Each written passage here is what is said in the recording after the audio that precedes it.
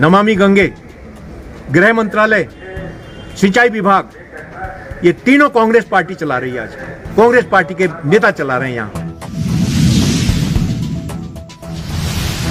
बचदुन विकासनगर के हरिपुर काल से पहुंचे प्रदेश के यशस्वी मुख्यमंत्री पुष्कर सिंह धामी।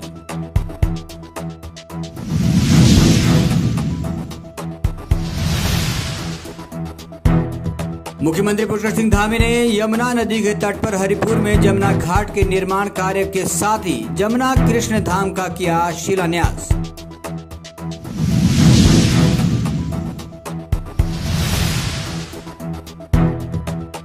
मुख्यमंत्री पुष्कर सिंह धामी ने जमुना स्पर्श के बाद विधिवत पूजा अर्चना में लिया भाग।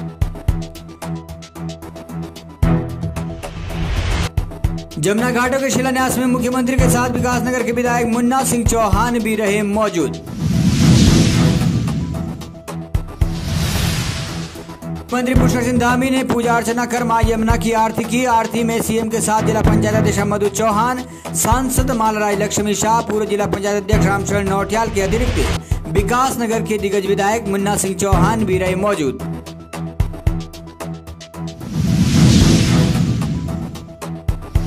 मुख्यमंत्री ने जमुना कृष्ण धाम का शिलान्यास के बाद मुन्ना सिंह चौहान के साथ रामला मैदान कालसी पहुंचकर जनता को संबोधित किया। मैदान में बड़ी संख्या में पहुंचे क्षेत्रवासियों को मुख्यमंत्री के अतिरिक्त मालाराय लक्ष्मी शाह, जिला पंचायत अध्यक्ष मधु चौहान, विकासनगर विधायक मुन्ना सिंह चौहान ने भी किया संबोधित। हरिपुर जमुना कृष्ण धाम शिलान्यास के मौके पर एमडीडीए के उपाध्यक्ष बंशीधर तिवारी के साथ ही आईएएस रणवीर सिंह चौहान भी रहे मौजूद।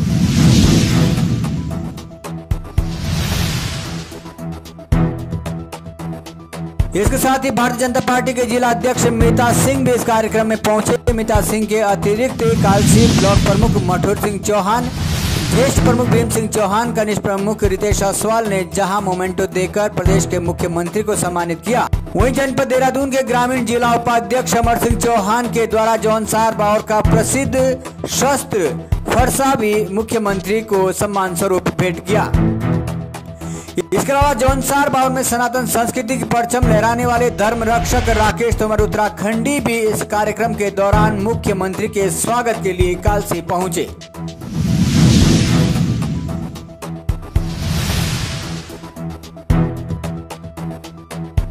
मधु चौहान ने अपने संबोधन में मोटरमार्ग के साथ ही जौनसार के शहीद पुत्र सुरेश तोमर के नाम से राजकेंद्र कॉलेज कालसी का नाम रखने का भी रखा प्रस्ताव। मुख्यमंत्री ने कहा जमुना घाटों के शिलान्यास से होगा संपूर्ण क्षेत्र का विकास। वहीं कालसी के बाद मुख्यमंत्री पुष्कर सिंह धामी विकासनगर विधायक मुन्ना सिंह चौहान के साथ लखवाड़ में पहुंचे और लखवाड़ में उन्होंने महासुदेवता के दर्शन किए।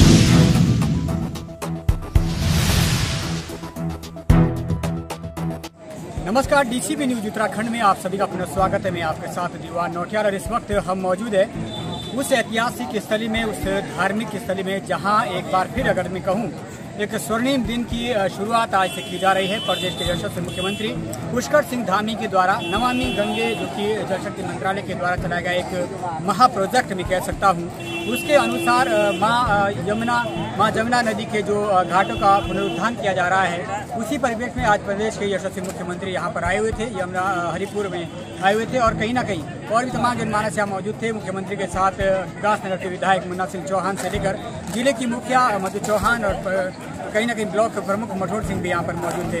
जिला पंचायत अध्यक्षा है, उनकी भी हमने प्रतिक्रिया जानने की कोशिश की है। इसके अलावा जो सनातन संस्कृति की लड़ाई जमीन पर लड़ते आए और मैं कहूँ दुर्गम क्षेत्र महासुतीर्थ हनोल में जिन्होंने धार्मिक सभा का भी आयोजन किया था, ऐसे धर्म सभा की रक्षक में कहूँ राकेश तोमर उत्तराखंड की, उनकी भी हमने प्रतिक्रिया जानने की कोशिश की है। आइए सीधा ले चलते हैं आपको विभिन्न लोगों की प्रतिक्रिया को क्या कुछ कह रहे हैं इस पूरे आयोजन को लेकर। तो आइए सीधा ले चलते हैं जानकारी के लिए जिला पंचायत अध्यक्ष मधु चौहान के साथ ही ब्लॉक प्रमुख और राकेश तोमर उत्तराखंडी की प्रतिक्रिया।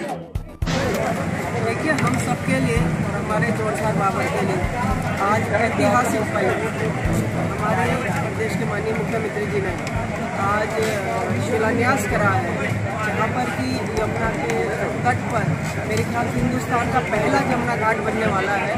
और मुझे बहुत खुशी है कि हम सभी लोग इस ऐतिहासिक पल के गवाह बने मुझे लगता है कि ये घाट बनने से यहाँ पर जो हरिपुर धाम के नाम से जो यहाँ पर धाम बनेगा, वो हमारा जो हरिपुर का पुराना गौरव था उसको लौटा के लाएगा। और कहीं ना कहीं ये इस स्थान को जो इसका पुराना वैभव था, इस घाट के बनने से वो वैभव इस स्थान को मिलेगा। और इससे मुझे लगता है कि जिसको हम लोग कहते हैं कि धार्मिक पर्यटन के रूप में इस स्थान को एक नई पहचान मिलेगी।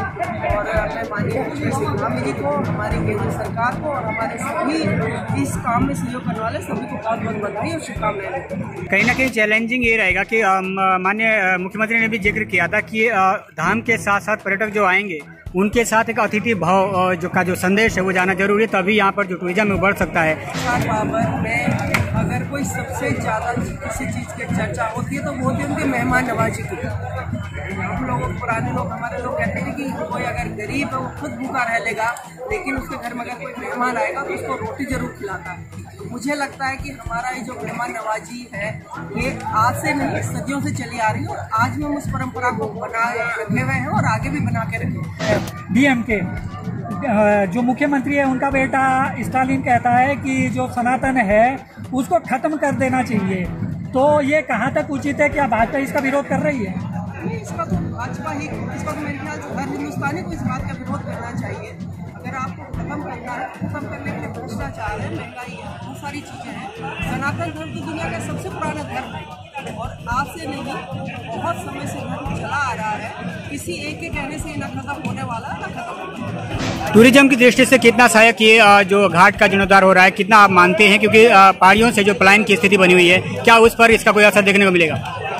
घाट का निर्माण जो हरिपुर में हो रहा है इससे तो फायदा ही मिलेगा, स्थानीय लोगों को रोजगार मिलेगा। यहाँ पर विदेश से लोग आएंगे, उनके लिए आप अगर अपने घर में होम स्टे बनाते हैं या किसी अन्य तरह का व्यापार भी करेंगे तो कहीं ना कहीं रोजगार यहाँ पर स्थानीय लोगों को ही मिलेगा। और उसका फायदा कहीं ना कहीं जो हमारे आज का युवा है, जो हम कहते हैं कि हमको कोई काम नहीं मिल रहा है, उनको कहीं ना कहीं काम मिलेगा। और मेरे को समझते हैं कि कहीं ना कहीं पलायन रुकेगा इसमें।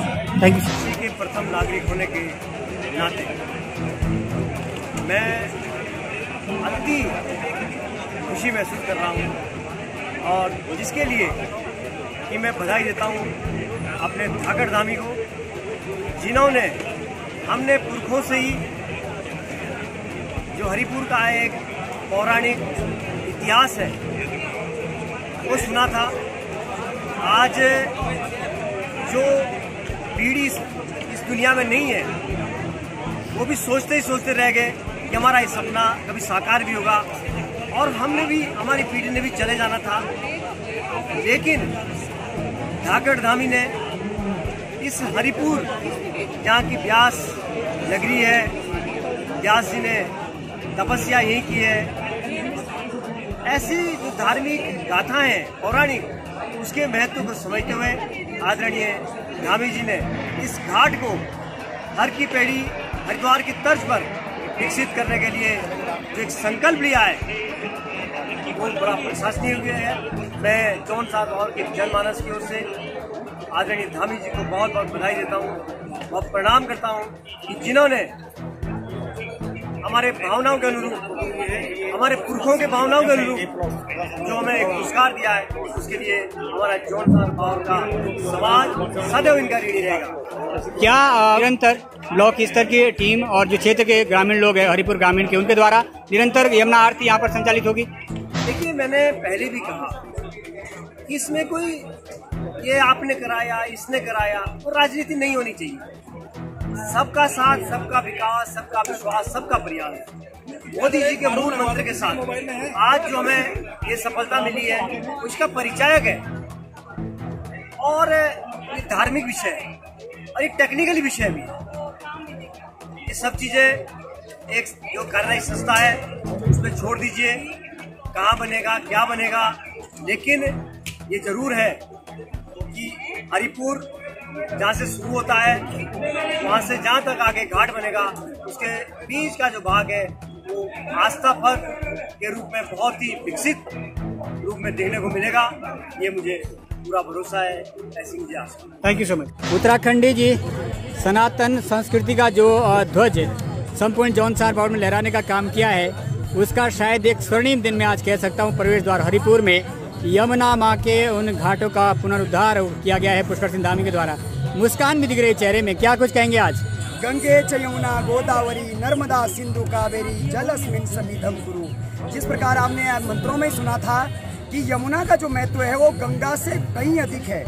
गंगा माँ भगवान के चरणों से निकली है, जबकि माँ यमुना यम की बहन और माँ यमुना भगवान की पत्नी है। तो पत्नी बड़ी होती है और जो गंगा से निकली हुई पैरों से निकली हुई गंगा है वो वास्तव में छोटी है। लेकिन इसका महत्व हम लोगों ने नहीं जाना। उसी के बगल में कालपी ऋषि का मंदिर भी स्थित है, जहाँ पे गुरु गोविंद सिंह ने दीक्षा ली, तत्पश्चात एक सिख धर्म की स्थापना की।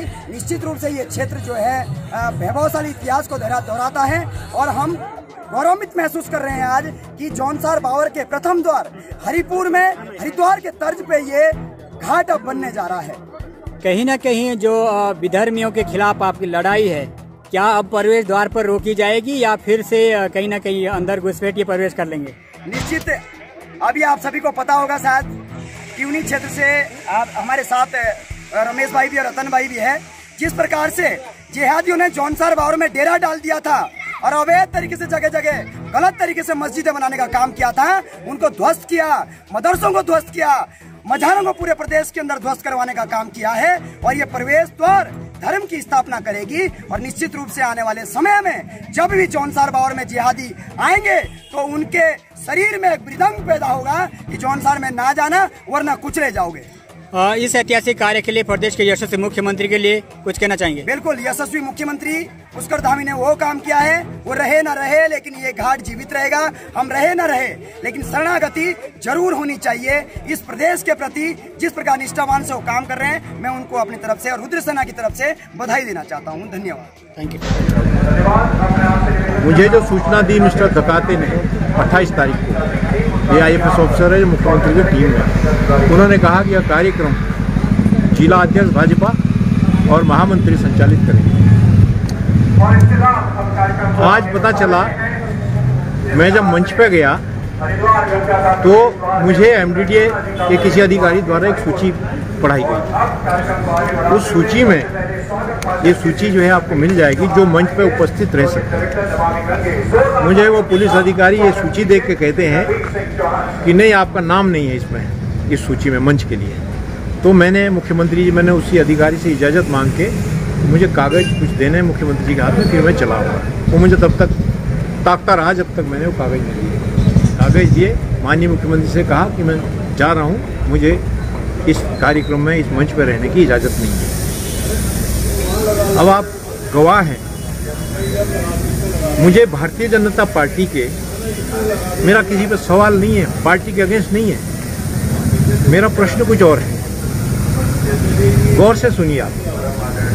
भारतीय जनता पार्टी के राष्ट्रीय महासचिव से लेकर प्रदेश तक मीडिया में सब जगह कहते हैं कि जिस 23 विधानसभा में हमारा जो विधायक हार गया है वो हमारा शेडो MLA होगा वहाँ पर। तो शेडो MLA को कोई पूछने को नहीं बैठ रहे और लुच्चे उचक्कों के हाथ में ये कार्यक्रम दे दिया। और यदि सरकारी कार्यक्रम है तो आप मंच को देख के आइए कौन कौन लोग उसमें सरकारी नहीं है। वास्तविक रूप से जिला पंचायत अध्यक्ष सरकारी नहीं है, वास्तविक रूप से इस प्रोटोकॉल में आते नहीं है, ना ब्लॉक प्रमुख आते हैं। विधायक, स्थानीय विधायक अध्यक्षता करेंगे और सिर्फ मेंबर पार्लियामेंट, स्थानीय विधायक और मुख्यमंत्री, ये प्रोटोकॉल है। यदि ये नहीं है तो मैं पूछना चाहता हूँ कि सरकार से, मुख्यमंत्री से मैं हम क्या कहें? हम सरकार से पूछना चाहते हैं कि जिले में जितने शिलान्यास हुए हैं वहाँ मुख्य जिला पंचायत अध्यक्ष का नाम और फोटो क्यों नहीं लगाएगी? जब तुम्हारे पास प्रोटोकॉल है तो उनको वहाँ क्यों इग्नोर करो? मैं तो स्वागत करता हूँ, मैं आज भी स्वागत करता हूँ। ये एक नया ही मुझे आश्चर्य हुआ कि मेरे लोकसभा क्षेत्र की माननीय लोकसभा सदस्य महारानी जी का नाम नहीं है मंच पे बैठने वालों में उनका नाम नहीं है। जो लोग बैठे हैं सरकार के एंगल से करें बात, तो सरकार में नमामि गंगे, गृह मंत्रालय, सिंचाई विभाग, ये तीनों कांग्रेस पार्टी चला रही है आज। कांग्रेस पार्टी के नेता चला रहे हैं यहाँ जौनसार बावर में। सारी फर्जीवाड़ी से जौनसार बावर में बने हैं। मुझे कहने में कोई तकलीफ नहीं है सर। लगातार मुख्यमंत्री जी को मैं हर बार ये कहता हूँ, मैं कुछ मांगे पढ़नी चाहता था, कुछ मांगे रखनी चाहता था, मेरा व्यक्तिगत कुछ नहीं है। लेकिन हाँ, मैं एक बात कहनी चाहता हूँ, सब लोग जितने मंच पर बैठे हैं, जितने नीचे बैठे हैं, सब लोग मुझसे बड़े हैं। लेकिन यदि कोई गलती से मेरे कद को छोटा समझे तो मैं समझता हूँ कि वो गलती कर रहा है।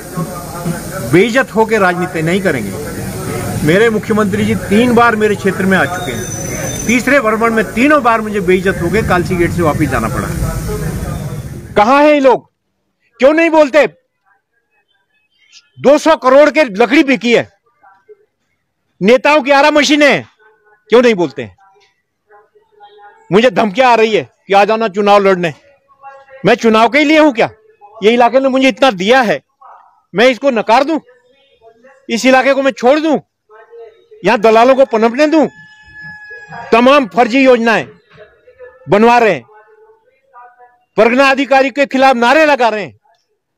इस लड़की ने एक सिंपल बात कही कि जो अधिकारी योजना बनाने जाता है वो उस स्थल की अपनी फोटो भी लगाए। क्या गलत कहा?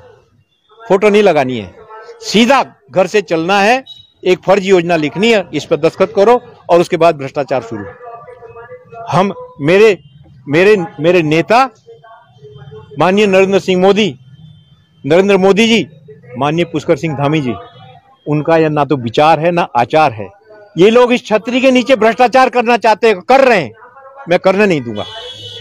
लकड़ी के चोरों की बात क्यों नहीं करते मेरे दोनों विधायक? क्यों नहीं जिला पंचायत अध्यक्षा बोलती कुछ भी? ये जो लकड़ चोर है, क्योंकि ये लोग बचाते रहे इनको, ये इसके पीछे हैं, यही लोग करवा रहे हैं। ये मैंने कई लकड़ियां, कई ट्रक पकड़वाए, गाड़ियां पकड़वाई, और ये लोग फोन करके उसको रास्तों में छुड़वाते हैं। मैं नाम भी बता दूंगा।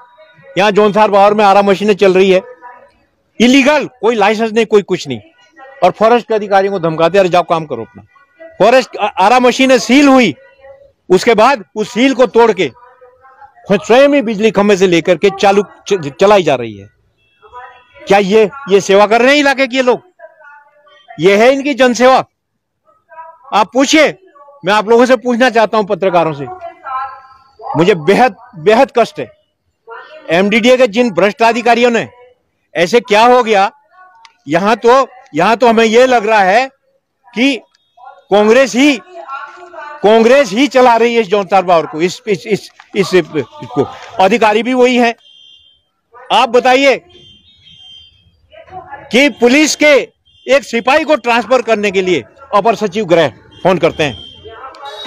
सोचिए आप। एमडीडीए को सूची तो भाजपा के जिलाधिकारियों ने दी, कोई सूचना दी जिलाधिकारी, भाजपा के जिलाधिकारी को का मंच पे बैठने के लिए नाम नहीं है, भाजपा के अध्यक्ष का उनका नाम नहीं है। आप ये सूची रही मेरी। तो क्या एमडीडीए ने सूची बनाई है कि कौन बैठेगा? ये एमडीडीए नहीं है। ये जो कहते हैं ना कि यहाँ हम सब कुछ है, ये हम ही सब कुछ है, ये मैं परसों से वाच कर रहा हूँ। ये वो लोग बनवा रहे सूची। और बताइए, मैं एक बात और कहनी भूल गया। हमारी पार्टी दिल्ली से लेकर जमीन तक कहती है कि परिवारवाद नहीं चलेगा। एक परिवार के 2 लोग बैठेंगे मंच पे, एक परिवार के 2 लोग संबोधन करेंगे मंच से। अरे भाई, घर से एक ही साथ आते हो, बैठ करके एक जना मिल करके जो बोलना हो बोलिए। क्या जताना चाह रहे हो? जौनसार बावर आज तुम्हारे जेब में नहीं है, निकल चुका। वो नोट आके 1800 वोट है तुम लोगों के। मेरा ये बहुत साफ कहना है। बाकी भारतीय जनता पार्टी यहां खड़ी हो चुकी, मैं संघर्ष करूंगा माननीय मुख्यमंत्री से। मुझे इसलिए प्रेस में आना पड़ रहा है, 1 बार 2 बार 3 बार ऐसा हो गया है। मैं गेट से वापस गया हूं। हमें मंच पे बैठने से गेट पे पुलिस वालों को कह दिया जाता है। मेरे को बहुत सारे अधिकारी पहचानते भी नहीं है। इसका अभिप्राय क्या है? इसका अभिप्राय यह है कि तुम उसका फायदा लेकर के, और पहचानते क्या नहीं। जब मैं कह रहा हूं मैं यहां से विधायक का चुनाव लड़ा हूं, तो हमें किस लिए रोक रहे हो? मैं कौन सा अपने लिए मांग रहा हूं? मैंने आपको बताना चाहता हूं, मैं आपको उस पर भी भेज रहा हूं। मैंने 3 मांगे 4 मांगे मुख्यमंत्री जी को दी है। मैंने उनसे इजाजत मांगी पुलिस वाले से कि मैं मुख्यमंत्री जी को सिर्फ एक कागज दे के लौटाऊंगा। ये जो हमारा झूला पुल है, ये जो पुल है पुराना, ये कुछ भ्रष्ट अधिकारियों ने यूपी के टाइम से इसको तोड़ डाला जब इसके गाड़ियां चलती थी। आज मैंने मुख्यमंत्री से कहा है कि ऋषिकेश में राम झूला है, आप गवाह है, लक्ष्मण झूला है, यमुना मैया का श्री कृष्ण जी से सीधा संबंध है, श्री कृष्ण जी का यमुना जी से सीधा संबंध है। मैंने उनको एक प्रस्ताव दिया है कि श्याम झूला के नाम से इन्हीं पायों के ऊपर इसको रिस्ट्रक्चर करके, क्योंकि इसका डिजाइन बहुत अच्छा ब्रिटिश से पहले का है, इसको यह श्याम झूला के नाम से इसको बनाया जाए, इसके लिए पैसा दिया जाए। ये मैंने उनसे आग्रह किया है, मैंने कागज भी दिए। दूसरी बात मैंने ये कही है कि जो प्रस्तावित इसके लिए पार्किंग के लिए जो स्थान चयन किया है उसमें माननीय सुबोध उनियाल जी, मैं उनका आभार व्यक्त करता हूं, उन्होंने 50 लाख रुपए दिए हैं, लेकिन वहां 2 मंजिला पार्किंग के लिए 1 करोड़ रुपए की और व्यवस्था चाहिए, क्योंकि उसके नीचे स्वतः ही एक बड़ा हॉल निकलेगा जिसमें कि हम किसी समिति को, चाहे कोई भी हो लोकल, उनको कहेंगे कि आप यहाँ से लकड़ी वगैरह जो दान देते हो करिए, ताकि गांव से जो लोगों को लाना ना पड़े। ये 2 मांगे मुख्य रूप से। तीसरी बात मैंने उनसे आग्रह किया है कि चक्राता को, नवीन चक्राता के बारे में मैं आप फेसबुक में डाला हूँ, नवीन चक्राता को माननीय मुख्यमंत्री जी ने वहाँ टूरिस्ट डेस्टिनेशन डिक्लेयर कर दिया है। चंपावत और नवीन चक्राता को 2 टूरिस्ट डेस्टिनेशन डिक्लेयर हुए हैं गवर्नमेंट से, अभी घोषणा हुई, उसकी स्वीकृति हो गई, जियो हो गया। मैंने जियो अभी अपने फेसबुक पर डाला है। हम लोग इस जो पूरा गांव है इसमें एक घाट निर्माण का शिलान्यास करा रहे हैं माननीय मुख्यमंत्री जी के तरफ से, और आने वाले समय के लिए निश्चित रूप से देखिए धार्मिक और पर्यटक दोनों स्थलों को भी विकसित होगा। और जो यहाँ का अगर हम कहें देहात से दूरी तो बहुत कम है और देश विदेश के पर्यटक भी यहाँ पर आएंगे। फेज 1 में हमने इसमें 7.5 करोड़ की DPR बनाई है, फेज 2 में 7.5 करोड़ की और बनाकर 18,000 रुपये देंगे, और कुल 15 करोड़ का यहाँ पर कार्य होना है, जिसमें चेंजिंग रूम्स हैं, घाट हैं, इसके अलावा आरती का जो स्थान है वो बनाना है, हमें सेट बनाना है। तो कुल फेज 1 फेज 2 मिला के बाद 15 करोड़ का काम है।